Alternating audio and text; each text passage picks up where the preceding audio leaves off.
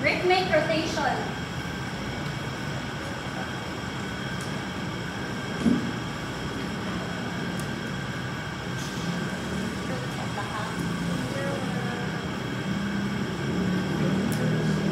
Sige. Balik ta sa biceps, triceps, example.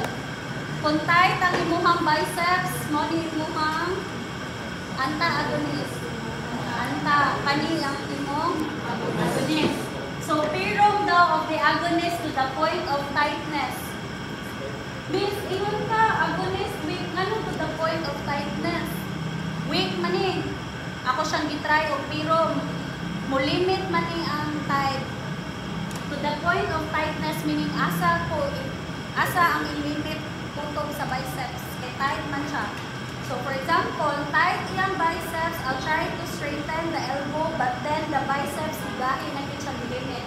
So, dili kami tutog. And then after, rotate the body part slowly and rhythmically in both directions. So, ang next akong buhaton, padong extension, flexion, extension, flexion. Both direction, muna i-need. When relaxation is felt, kaya diba, spastic gahi na ang biceps. If maka-feel ko, relax na ang biceps after I do the rotation, continue pirong of the agonist towards extension, correct. So pag ana din naka-feel pa ko, ili pa relax si biceps, rotate na sa ko. And then after, straighten na sa ko towards extension. Clear? Do you have any question? None? Sige, proceed na tayo with the individual.